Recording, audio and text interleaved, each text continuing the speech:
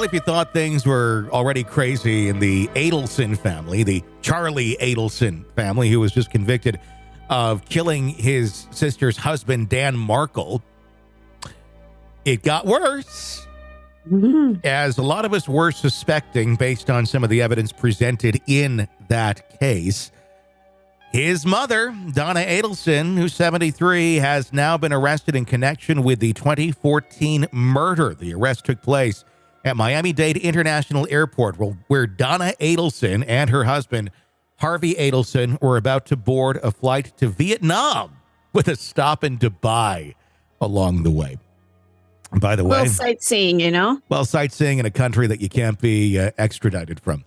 That'll do it. Yeah. Donna Adelson was charged in connection with the shooting death of Dan Markel, a 41-year-old Florida State University law professor. She's been charged with murder, conspiracy, and solicitation, according to the State Attorney Jack Campbell. Campbell explained the urgency of Donna's arrest, stating, "That's what forced our hand, her getting on that airplane." We started talking to some of our law enforcement partners about the complexities of bringing someone back from Dubai or Vietnam, and that might be a very complicated and lengthy process. So that's why we had to make a decision quickly. Prosecutors allege that Donna Adelson played a role in the murder-for-hire plot that resulted in the death of Dan Markel on July 18, 2014. Markel was shot twice in the head at point-blank range in the garage of his Tallahassee home. He was sitting in his car talking on the phone when he was attacked and later died in the hospital. The charges against Donna Adelson stem from a complicated family feud and custody battle involving her daughter, Wendy Adelson, and Dan Markel. After the divorce, Wendy wanted to move to Miami with their two children, but a judge required her ex-husband's consent, which he refused to give. Emails indicate that Donna Adelson was pushing for the move and allegedly wanted her daughter to influence Markel's decision. Prosecutors argued that Donald Adelson hated her son-in-law, particularly after he asked the judge to limit her unsupervised visits with her grandchildren due to alleged disparaging remarks she made about him to the children. Emotions ran high in the family, as revealed in emails Donna allegedly sent to her daughter before Markel's murder. She encouraged Wendy to take control of her life and make Markel miserable. Donna allegedly stated, "You have 5 weeks before your court date. I know you can be a good actress when you want to. I've seen you in action. You need to put on the performance of your life."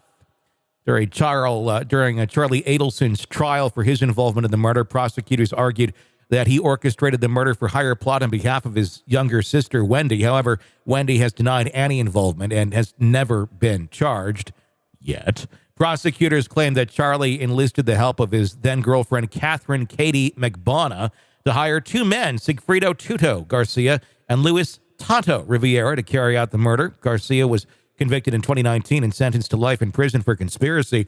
McBonna was sentenced to life in prison in 2022 after being convicted of first-degree murder, conspiracy, and solicitation. During the trial, Charlie Adelson testified that he had nothing to do with Markel's murder, and claimed he was extorted by McBonna and the two men. He said he had no knowledge of the murder plot until it happened, that he was threatened with harm if he didn't pay a substantial sum of money.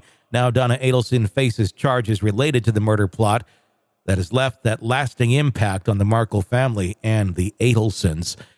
This is far from over now with this. I do wonder if there's going to be more charges brought against other family members. I don't know. This seems pretty clear to me what happened. It seems like a case of we want what we want, and we're a bunch of narcissists, and the father is just trying to be a good dad, doesn't want the kids moving far away. Mm-hmm. Not a bad dad. They don't really have a case against him in any way, shape, or form.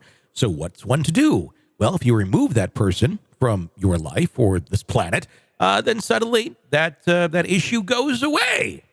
And if does it? Or does it? If you get caught. And when you're a narcissist, I mean, this feels like the apple's not falling far from the trees here at all.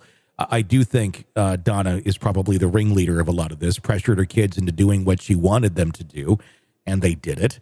And now it's all coming out.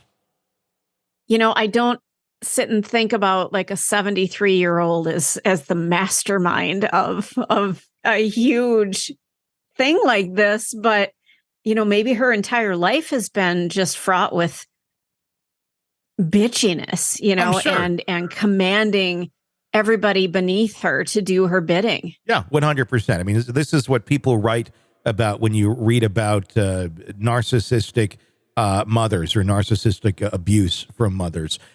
It's this type of individual where they're so far into it, they don't have empathy for others. These are just objects in their way, and they will do whatever they can to get what they want, whether that be destroying lives of family members, destroying whatever they need to do what they think is right. And a lot of times you don't see it if you're in the good graces of that narcissist, and that narcissist is, protecting you, so to speak, because that's what they want to feel good.